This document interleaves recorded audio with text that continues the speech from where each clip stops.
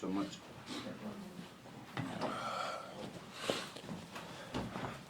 How y'all doing? Good. Frank Spags came in here and said that you had one of your best games in a long time.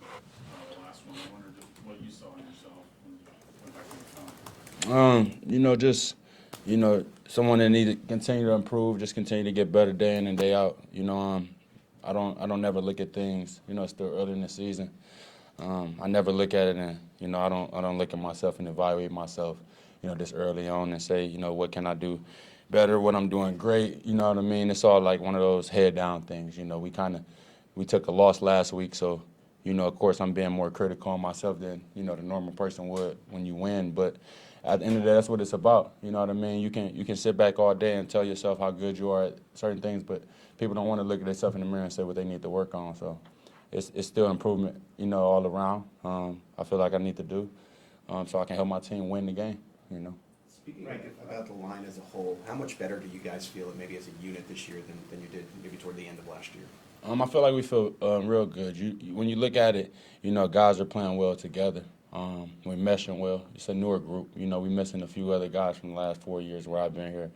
But it's a good group. We got our rookie, George. He's filling in, doing his job, just trying to figure it out. Like I said before, when you're a rookie coming in, the league, it's a mystery to you. Every player, the players, the conference, you don't really understand that, so you're trying to grasp all of those things. So, hats off to him for continuing to show up to work and, put forth his best effort. And as a whole, we just going to continue to improve. I feel like we're showing some spurts of, a team that wants to stop the run. I feel like, past 2 games, really, we've shown that, we really want to rush that pass when we get the opportunity. You got guys.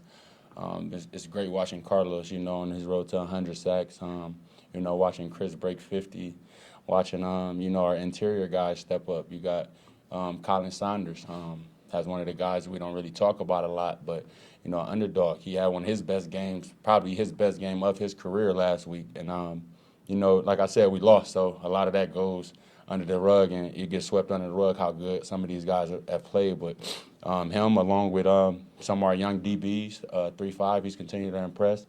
And some, the guys in the back end. Nobody's not talking about how good Juan's been playing, and filling in for the role, in the secondary with Tyron being gone. So it's a lot of good things happening. But like I said, it's still early. So it's nothing to talk about right now. Kind of got our heads down chopping wood still, Frank, it seemed like a couple of things you did Sunday, it really showed sort of an extra tier of strength, and maybe it was leverage, but I mean, are you feeling a different sense of strength and the ability to drive people back? Yeah, I just always play with, like you said, it's not really, I don't believe in this whole strength thing. The strongest player on the field wins. It's always technique. I've always, prided myself on being technical with a lot of things. Of course, in football, when you get injured, you deal with certain injuries. It's going to limit certain things. So, over the course of a few years, of course, I can't do certain things because, fuck, hurt my elbow or hurt my arm, or it's like, this pinched nerve is bothering me, so I can't extend like I want to. But, of course, that goes away.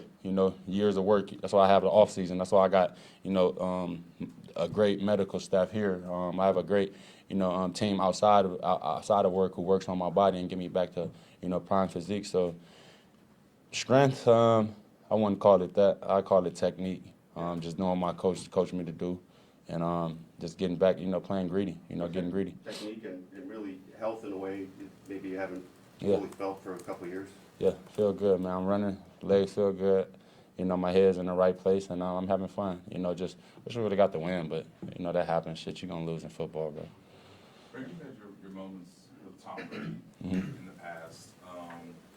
It seems like every time you guys play him, it's like, could this be the last time? But I just wonder for you, just how you want to approach Tom this time, given all those previous experiences for this game. Yeah, I know. It seems like every time we're about to play this man, it's like, yeah, it could be the last time you play him, It's like 4 years later, you know what I'm saying? It's like, this dude never seems to amaze me. He has this whole big thing. He's like leaving football. It's like everybody shouting him out. Then it's like, yeah, I'm coming back. You know what I mean? It's like, dude, come on, give somebody else a chance. But no, for real, man, hats off to Tom. He's still doing it. 45, I believe, 44 years old. He's still doing it, man. I can only imagine what his kids and his wife is thinking right now. But man, been playing them for a minute now. It dates back to Seattle. But just being here, that's it's kind of one of those games. Man, Chris was talking about it earlier in the week. Where going back to when we lost to him in the Super Bowl, you know what I mean? It kind of put a sour taste in our mouth from that point. And I believe it's the first time we'll get to see him since then. So, it's a lot of things that we want to do this time around to execute and go ahead and get the job done. Although we know it's not the Super Bowl, we 2 years removed from that. It's about execution. We don't want to get too far ahead of ourselves. It's still only Friday. We got 2 days to game time and the whole day to wait to the night. But you playing arguably, the best quarterback to play this game, one of the best players to play this game ever. So everything defensively, we got to be on key. He's going to understand every check. He's going to understand every coverage. He's going to understand every blitz. If you show as a linebacker, if you show as a DB coming on the edge, he's going to understand. He's going to check with his tackles, cut the end off. If you're an end and you show that you're dropping in coverage, he's going to understand that he might check to a run. It's going to be a lot of that, going on. So it's going to be one of those technical games where, keys are important. Paying attention to the man in front of you, key in the hip. And, playing, technically sound, hands and eyes and feet. If you do those things, you got to trust your ability to get the job done. Frank, what did Chris say to get that penalty the other day? Man, I'm riding with my dogs right or wrong. I got to ride with my dogs right or wrong, man. I don't really know what he said. If you remember the play, if you're watching me, I was like looking, then I turned away, ran off, then turned back around, and I'm like, it's a flag on the ground. You know what I mean? And then, of course, it is what it is. But it was one of those things where it's like, dang, man, I know myself. If y'all know me, I say a lot of crazy stuff out there. I got a terrible mouth. Refs, they warn me a lot. This year they've been warning me a lot. They haven't threw the flag yet. So, I pray to God it doesn't happen to me, if you know what I mean. But I'm thankful, man. Look, man, it's been a rough year for Frank for the last two. I've been on this streak of doing the right thing and just staying out the way. So I knocked on the wood because I don't want it to come down on me. I don't want these refs to switch sides and all of a sudden throw the flag on me. But you know how it is, man. Guys getting emotions of the game and the game is running and it was one of those close games, man. We playing a good quarterback and Matt Ryan, and he's driving down. He's making all the right plays. Their team is making the right plays, and it's a moment of frustration. We've all been there. Is it important to know what that line is, though? Because I was talking to Chris yesterday, and he didn't quite have clarity yet on exactly what you can and can't say. You obviously have been warned a few times. Do you know what the line is? Yeah, I know what the line is. And honestly, everyone's different. Chris. This might be the first one he's gotten. Chris usually go get a personal foul for hitting a quarterback or something like that, not for talking. You got to understand the line. You know what league we in today. It's 2022. It's not 2020. It's not 2015 no more. It's not the 90s. You can't run around calling nobody nothing. You can't call them the B word, the A word, the S word. You can barely say, you know what I mean? You can barely say hell on the field nowadays without the ref telling you you're wrong.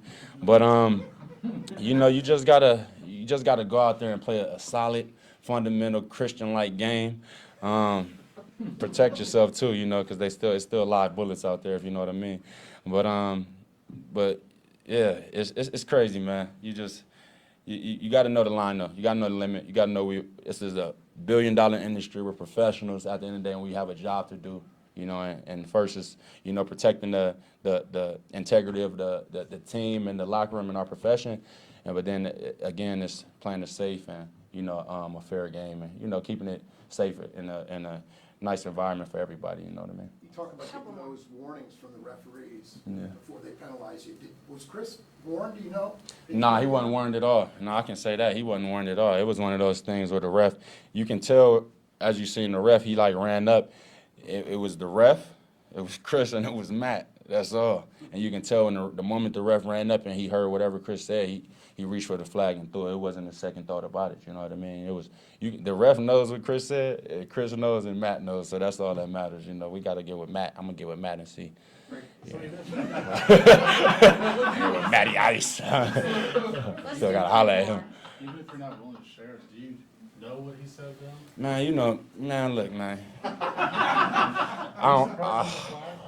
Am I surprised? I'm surprised it was a flag because it's like, man, come on, bro.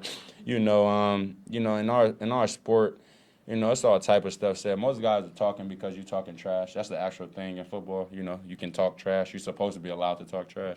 But I mean, like you said, but at some point, if you do cross the line, you know, you got to be able to be a stand-up guy about it, accept, you know, what's going on, whether it's a penalty, whether you lost the game. Nah, we all lost the damn game. You know what I mean?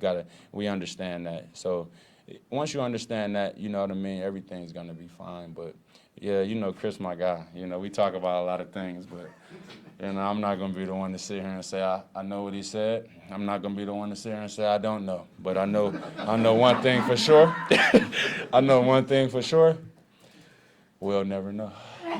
Let's do We'll never last know. two. We'll never know. Mike, you mentioned the line, okay, and you mentioned you've received warnings. How much do you think that there was a quarterback involved that kind of like tightened up the line of what you can and can't say? You said the quarterback? Yeah, because there's a quarterback involved in this. Well, thing about these quarterbacks, you're asking the guy who's kind of biased about this one, but the thing about these quarterbacks, they tend to do things. They're kind of like that little brother, you know, or sister. You know, you're not doing nothing as the big bro or whatever, and then they come in and like, yeah. You know, when your parents come around, they get louder. You know what I mean? Like, oh, they're bothering me. You know what I mean? But then when they're away, it's like, yeah, F you. You know what I mean? It's one of those type of things going on with the quarterbacks. You know, it's usually one of those. You know, they kind of sneaky. They slide. They kind of, you know, are the trophy child of the family. So, you know, people don't usually look at them as the ones that's doing bad and stuff, you know. But, you know, these quarterbacks are something else. You got to watch them. Yeah, a lot of them. So to pivot a little bit here, you and George have had a special relationship since training camp. What have you learned about George over these past couple months? I honestly have learned how great of a guy he is. You know what I mean? Some of these guys, they come in, you don't pick their brain. You spend all year sometimes picking their brain. You never know where they are. You know, you don't understand what type of player they are, their life at home. You know, where they come from, why they even want to play football. You know, like what's really your goal in this? And George has done nothing but, you know, show why he wants to do this, show why, you know, this is important to him. You know, he loves football. You know, I always play with him. I'm like, man, dang, dude, you're going to run into a wall watching film, bro. Like, he's walking around the building with his head down all the time, you know, because he just wants to get better. And, you know, it reminds me of me. When I'm younger, I'm coming in, I got, like, 6 dudes, like, you know what I mean, like, all pro. I'm like, wow, like, and I'm studying everything they doing. And it's, like, something to pick up off each one. And, you can tell he's doing that. You know, one second he's in my ear bothering me to death, and it's like, dude, go on. Like, you know what I mean? Like, I'm ready to go home now. You know what I mean? I've been here all day. He's still asking me football questions. You know, it's like 8 at night.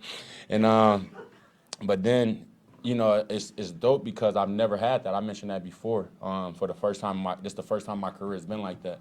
You know, I've never had a rookie challenge me as a veteran or as an older guy and ask me the hard questions and ask me like, yo, what's up, bro? How did you do this to get better? You know, stuff I'm like thinking like, damn, I ain't have to answer this. So it's like, I got to really formulate an answer for this and really think about, you know, and stuff. But I thank him for that because I would have never experienced it if I didn't have him come in, the type of person he is, how eager he is to learn, how eager he is to get better. And I would have never experienced that. So, you know, that's how I feel about my guy. Thanks, everyone. Thank you very much. Thanks. Appreciate y'all, man. Thank you. Appreciate you guys.